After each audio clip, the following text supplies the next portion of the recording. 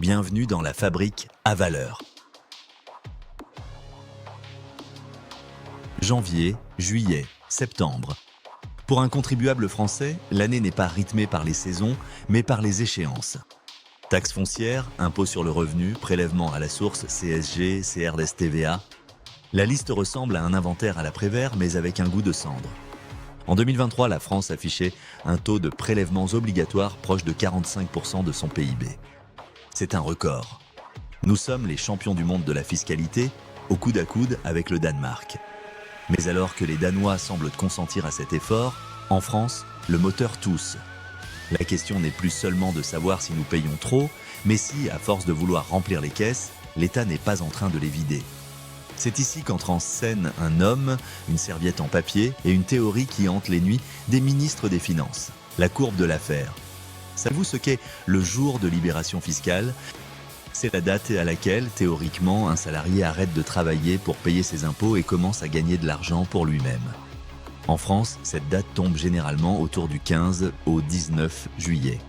Cela signifie que pendant plus de la moitié de l'année, vous travaillez pour la collectivité. Il faut comprendre la structure. Contrairement à d'autres pays qui misent tout sur l'impôt sur le revenu, la France a une stratégie multicouche, les cotisations sociales. C'est le plus gros morceau. C'est ce qui finance notre modèle de protection sociale, santé, retraite. C'est l'impôt invisible, car il est prélevé avant même que le salaire n'arrive sur votre compte. La TVA, l'impôt le plus injuste pour certains, le plus efficace pour l'État. 20% sur presque tout ce que vous consommez. La fiscalité locale, qui explose pour compenser la suppression de la taxe d'habitation. Mais attention, dire que la France est surtaxée est une vérité comptable. Dire qu'elle est mal taxée est un débat politique. Car en face de ces prélèvements, il y a des routes, des hôpitaux, des écoles et une paix sociale, parfois fragile. Le problème survient quand le curseur bascule. Nous sommes en 1974, dans un restaurant de Washington. Arthur Laffer, un économiste, dîne avec des responsables politiques proches de Gerald Ford. Pour leur expliquer pourquoi augmenter les impôts est parfois une erreur monumentale, il dessine une courbe en cloche sur une serviette de table. La logique est d'une simplicité désarmante. À un taux de 0%, l'État ne gagne rien. Évident. À un taux de 100%, l'État ne gagne rien non plus. Pourquoi ? Parce que personne ne va s'épuiser à travailler si l'intégralité du fruit de son labeur est saisie par le fisc. On préférera rester chez soi, faire du troc ou travailler au noir. Entre ces deux extrêmes, il existe un sommet, un point optimal. Si vous dépassez ce point, chaque nouvelle augmentation de taxes fait baisser vos recettes totales. Pourquoi ? À cause de 3 mécanismes. Mécanisme 1, l'évasion, c'est l'effet valise. Si vous taxez trop les hauts revenus ou le capital, ils partent. La France a vu des milliers de contribuables fortunés s'installer en Belgique, en Suisse ou au Portugal durant la décennie 2010. Mécanisme 2, le désincitation au travail. Pourquoi faire des heures supplémentaires si l'État en prend 60%? À quoi bon prendre un risque entrepreneurial si, en cas de succès, la majorité du profit est confisquée? Mécanisme 3, l'optimisation. Plus l'impôt est haut, plus il devient rentable de payer un avocat fiscaliste pour trouver des failles, les fameuses niches fiscales. Prenez l'impôt de solidarité sur la fortune, c'est le cas des cols français. En voulant taxer symboliquement les plus riches, on a provoqué le départ de capitaux massifs. Certains économistes estiment que la fuite des capitaux liés à l'ISF a coûté plus cher en perte de croissance et de TVA que ce que l'impôt lui-même rapportait chaque année. C'est le pur effet Laffer. La taxe détruit l'assiette fiscale. Regardons les chiffres. Quand la flat tax, impôt forfaitaire, a été instaurée sur les revenus du capital en 2018, les recettes de l'État ont augmenté. Vous avez bien entendu, en baissant le taux, l'État a gagné plus d'argent. Pourquoi ? Parce que les investisseurs ont arrêté de cacher leur argent et ont recommencé à distribuer des dividendes. C'est la preuve par 9. Sur certains segments, la France a clairement franchi le sommet de la courbe de l'affaire. Nous sommes dans la zone de rendement décroissant. Si la courbe de l'affaire dit vrai et si la France a effectivement dépassé ce point de bascule, une question se pose. Pourquoi sommes-nous encore la 7e puissance mondiale ? Pourquoi notre système ne s'est-il pas désintégré sous le poids de sa propre fiscalité ? C'est ici que la théorie économique pure rencontre la réalité sociologique. car l'impôt n'est pas qu'un chiffre, c'est un contrat. Pour comprendre la surtaxation française, il faut regarder ce que les autres pays paient, mais en dehors de l'impôt. Prenons un ingénieur à San Francisco. Il paie moins d'impôts qu'un ingénieur à Lyon. C'est un fait. Mais une fois qu'il a payé son assurance santé privée, 2 000 $ par mois, l'université de ses enfants, 50 000 $ par an, et sa propre retraite par capitalisation, que lui reste-t-il réellement?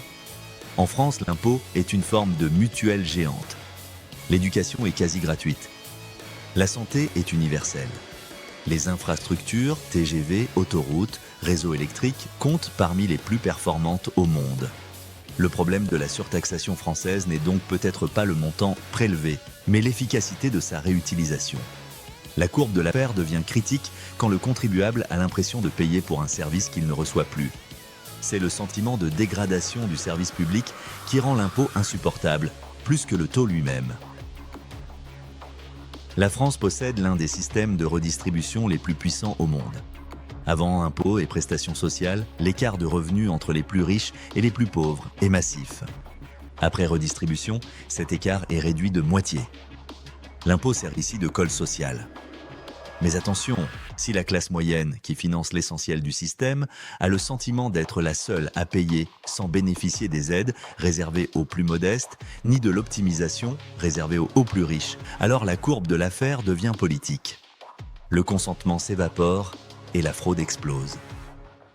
Allons faire un tour du monde des modèles. Dans les années 80, inspirés par Arthur Laffer, les États-Unis et le Royaume-Uni ont sabré les taux marginaux d'imposition, passant parfois de 70% à 28%. Le résultat ? Une explosion de la croissance, certes, mais aussi une explosion des inégalités et de la dette publique. C'est la limite de la théorie. Baisser les impôts ne s'autofinance pas toujours. Pour que l'affaire fonctionne, il faut que la baisse de taxes génère une croissance telle que la base taxable s'élargisse massivement. Le Danemark et la Suède ont des taux de prélèvement obligatoires similaires à la France. Pourtant, ils sont souvent en tête des classements de compétitivité. Le secret ? Une transparence totale. En Suède, vous pouvez consulter le revenu de votre voisin. Une corruption quasi nulle. Une flexi-sécurité qui permet de taxer le travail sans le bloquer. On ne peut pas parler de surtaxation sans parler d'Irlande.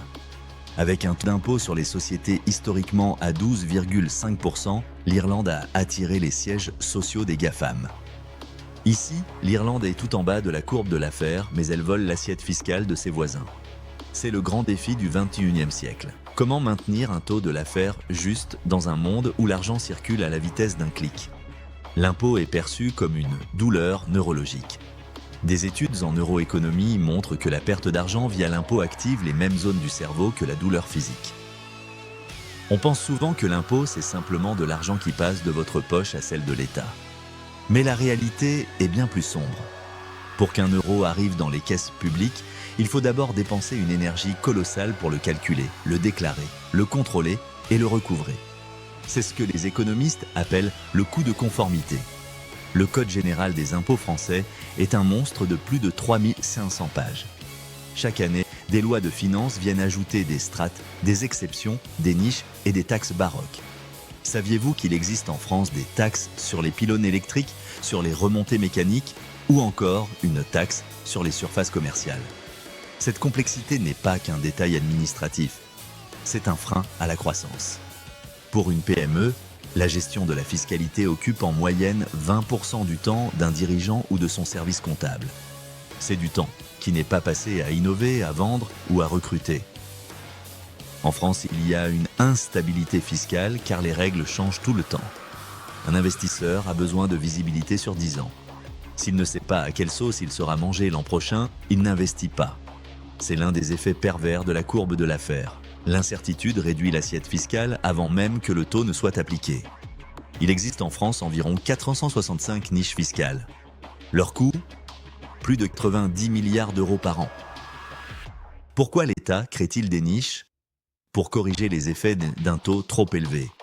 On taxe énormément, puis on crée une dérogation pour ceux qui font de la rénovation énergétique, pour ceux qui emploient une aide à domicile, pour ceux qui investissent dans le cinéma.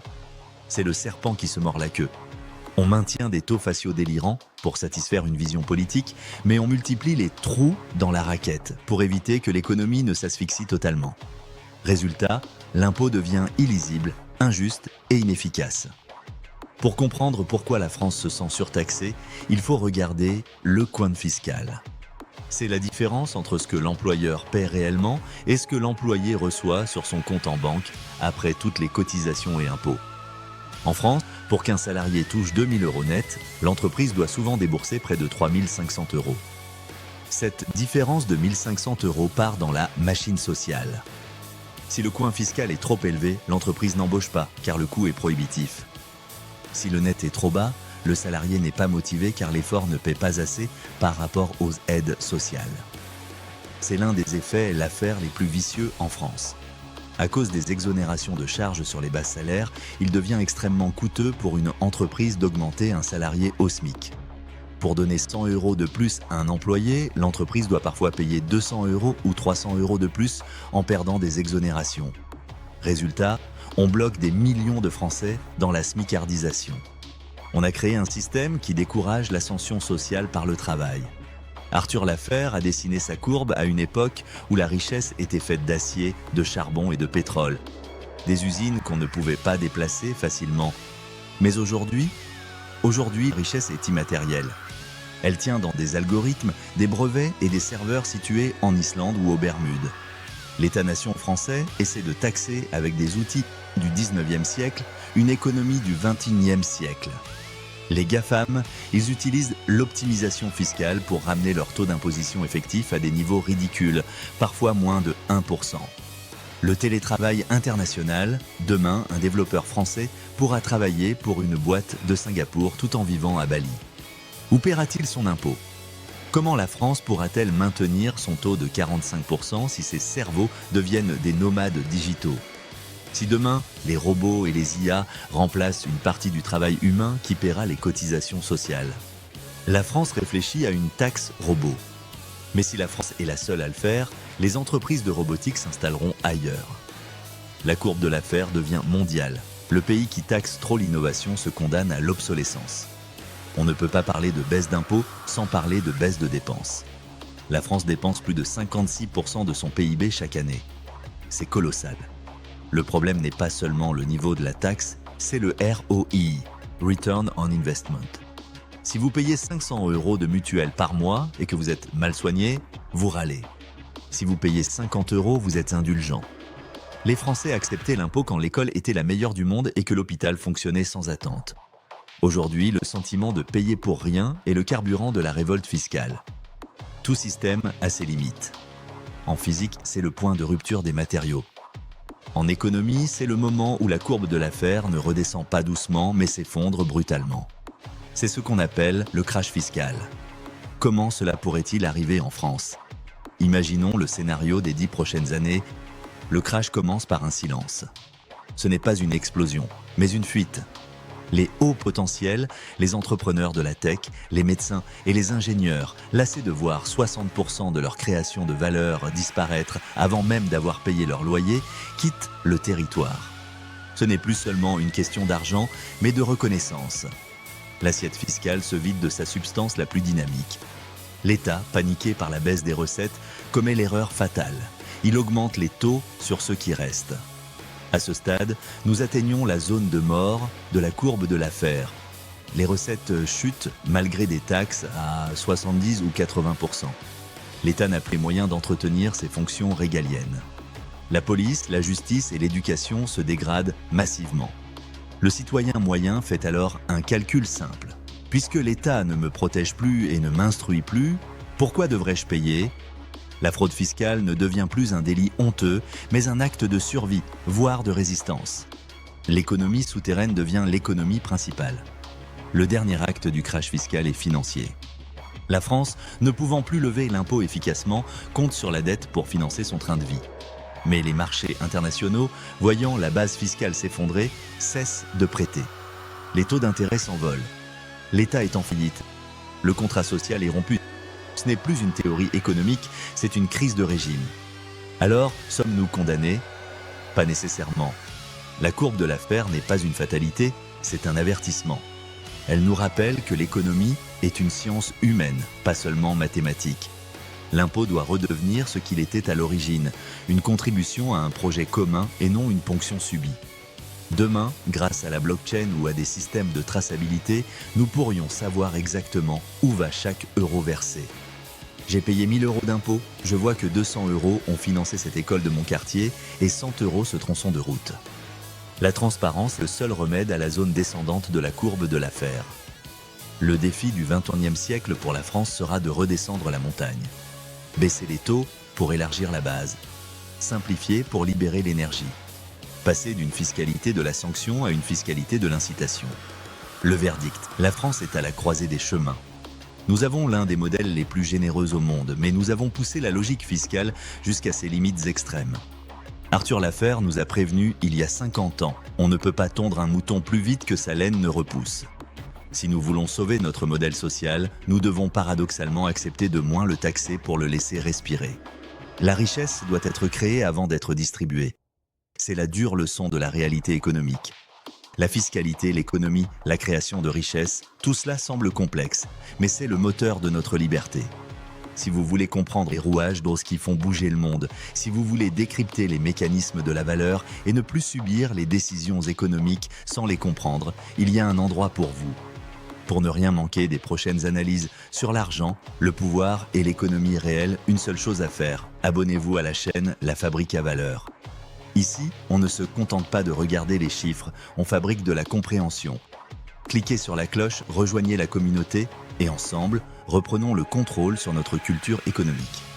C'était le rapport sur la surtaxation française. Merci de nous avoir suivis et à très vite sur La Fabrique à Valeurs.